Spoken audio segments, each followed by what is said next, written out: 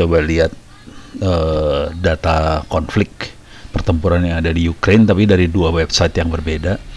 Yang satu dari sisi bantuan kemanusiaan, humanitarian.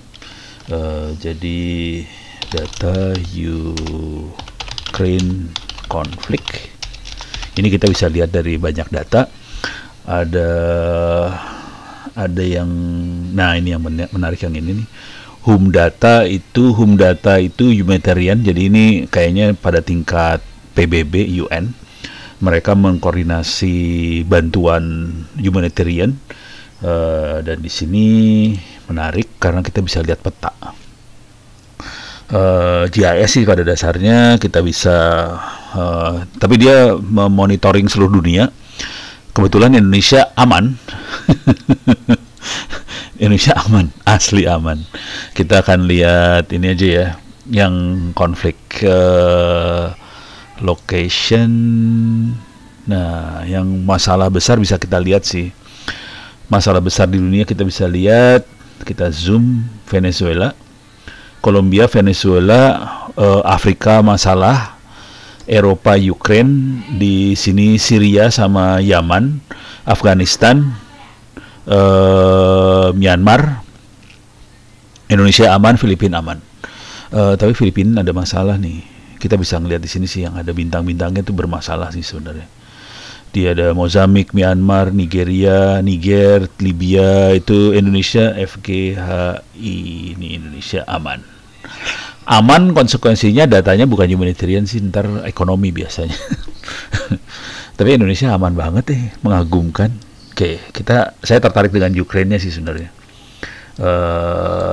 Ini keren banget nih makhluk. Oke, kita bisa lihat Ukraine di sini. Oke, bisa lihat macam-macam. Cuman saya terlebih tertarik visualisasinya dia, visualisasi galerinya dia. Nah, kita bisa explore. Ini keren datanya. Kalau nggak salah Ukraine itu sekitar 40 juta orang penduduknya, dan refugee yang keluar dari Ukraine ini sekitar hampir 6 juta orang. Sebagian besar ke Polandia, ini sekitar 3, sekian ke Polandia. Belarus sedikit banget, cuman 26.000. Ada yang ke Rusia juga ternyata. Ukraine diserang Rusia, ininya ke Rusia, coba bego ya. Ininya ke Rusia, ada yang Slovakia, ada yang ke Hungary, ada ke Romania, ada yang ke Moldova. Jadi, nah ini, tapi yang ada bintang-bintang ini adalah daerah konfliknya dia. Nah, ini kayak yang menarik di sini konflik event. Nah, tadinya mereka perang di sini, mereka berusaha merebut ibu kota Kiev. Ini tanggal 28 Februari, ada tanggal-tanggalnya juga. Sampai 15 Maret aja masih ada. Oke, tapi sekarang perangnya berubah ke sebelah sini. Ini kalau nggak salah tempat perang yang paling serunya nih. Oh, ini Donetsk, bukan. Yang serang perlunya di Bryansk. Odessa banyak diserang pakai misil sih di sini, Odessa. Oke, tapi kita bisa lihat perangnya di sebelah sini. Oke. Saya coba bisa zoom in nggak ya? Nggak bisa zoom in nih. Petanya tidak bisa zoom in. Tapi kita bisa lihat perangnya ini. Jadi kalau kita lihat perangnya di sini, oke. Ada tanggalnya, ada perangnya. Nah, yang seru, kita bisa konfirmasi bener nggak nih perangnya terjadi di situ. Nah, ini konfirmasinya yang seru. Saya menarik sekali. Ini perang beneran bohongan. Tapi yang seru sebenarnya kalau kita lihat pakai timeline, jadi tanggal per tanggal gitu, jadi kelihatan Rusia tadinya nyerang dan sekarang terpukul mundur sih posisinya. Nah, cara ngelihatnya saya lebih tertarik pakai data dari NASA. NASA itu ada satelit untuk melihat kebakaran hutan. Fire, kalau nggak salah namanya FIRM. Nih, FIRM Fire Map. Ini NASA pakai satelit ya. Jadi dari NASA mereka menerbangkan satelit untuk melihat kebakaran hutan. Sebetulnya buat kebakaran, tapi karena ini perang ya ada kebakaran jelas. Jadi kita bisa lihat di sini. Kita masuk ke firmnya NASA. Nah, ini kita bisa lihat yang kebakaran parah di mana aja kelihatan sih sebenarnya.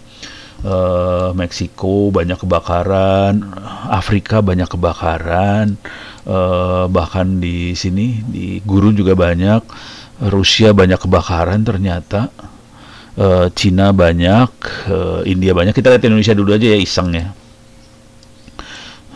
Coba kita tunggu dulu, load dulu datanya. Australia banyak kebakaran, Indonesia ada beberapa kebakaran. Kebakaran paling parah di Jakarta. Pabrik kali ya. Nih, jadi banyak kebakaran di sini nih, di daerah Jakarta. Tapi nggak banyak sih kalau dibandingin sama negara lain ya. Ini kayaknya kebakaran-kebakaran biasa lah. Bukan kebakaran hutan. Kalau hutan kan kayak gini nih, kayak gini kebakaran hutan nih. Ini hutan banget, ini daerah hutan soalnya. Ini daerah hutan, bahkan Papua aja kebakarannya nggak terlalu banyak. Oke, yang banyak kebakaran malah di Filipina, Vietnam, ini banyak kebakar daerah sini. Oke, yang menarik India banyak kebakaran loh, kasihan banget ya. Kita sebenarnya nyaman hidupnya. Kalau udah ngeliat gini, saya banyak bersyukur kita hidup di Indonesia sih sebenarnya. Dari sisi humanitarian juga oke. Sekarang kita lihat ke Ukraine ya. Supaya kita ingat ini perangnya di daerah sini. Ini udah perbatasan Rusia, Belgorod itu perbatasan Rusia. Kemudian di sini ada Poltavska, ini daerah-daerah Ukraine semua di sebelah sini, Ukraine semua. Tapi perangnya di sini nih kelihatan. Oke, perbatasan Rusianya di sebelah sini, agak sebelah mana timur. Jadi dia masuk ke wilayah Ukraine sih perangnya. Oke, sekarang kita lihat bener nggak di sebelah sini. Ini Ukraine-nya di sebelah sini, ini Ukraine. Nah, kita lihat bener kan? Bener deh. Kebakarannya bener. Jadi ini bener-bener kebakar itu di situ. Ini kalau diingat kita balik lagi ke sini. Kalau di overlay, nah ini banyak overlay sekali. Kalau yang tadi kebanyakan bencana alam kebakarannya, kalau yang ini bencana manusia. Karena manusia ngebom. Tapi ya kurang ajar bener ya, Rusianya nyerang di sini. Nah, sekarang kalau kita lihat lebih lanjut, ini kan 24 hours. Coba kita lihat today. Lebih dikit kebakarannya. Nih kebakarannya kelihatan lebih sedikit. Oke, tapi perangnya di sebelah sini. Kalau kita lihat per hari, sebetulnya ini posisi Rusia posisinya mundur sih. Coba kita lihat 7 days kebakarannya kayak gimana. Dia download 7 days. Nih kebakarannya. Kalau mau lihat, kalau mau enak, ini bisa diklik ya. Coba ini bisa. Ini ada tanggal soalnya. Jadi kita bisa ngelihat kebakaran, kita bisa bandingkan pergerakan kebakarannya di itu ya. Historical. Oke, kita bisa lihat perangnya nih. Ini tadinya di sini. Oke, perhatiin ini. Perangnya bisa mundur lagi nggak ya? Jadi kita bisa lihat histori sih sebenarnya. Ini menarik banget. Coba tanggal 1 April. Kan dia perang dari Februari akhir ya. Ini tanggal 1 April. Hancur di mana-mana, kebakar. Ini 1 April ya. Di mana-mana kebakar. Gila nih, Rusia gelo banget ya Rusia. Oke. Sekarang tanggal 2 mulai. Coba kita masuk ke bulan ini, mulai akhir-akhir April. Ini masih diserang, di sini masih banyak, tapi mulai geser ke arah sini, ini udah mulai hilang dari sini. Jadi kita bisa lihat banget pergerakannya sih sebenarnya.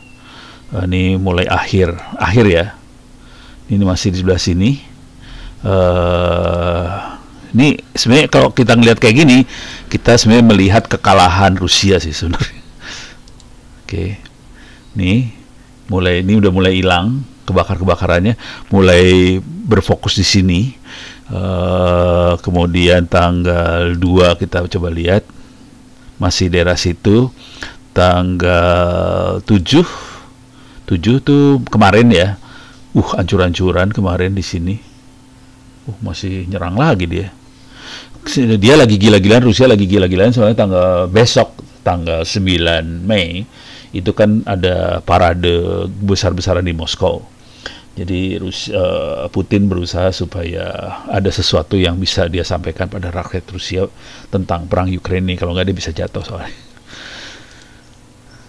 Wah, gila-gilaan. Tapi di sini sih perangnya. Coba kalau historical 1 day. Oh, salah. Tadi 1 week ya. 1 day aja ya. Nih perangnya di sini. Coba kita lihat tanggal 1-nya ada di mana. Bisa kita lihat ininya. Oh, oke. Jadi jangan 1 week ya. Coba kalau 2 hari aja, 2 hari perangnya.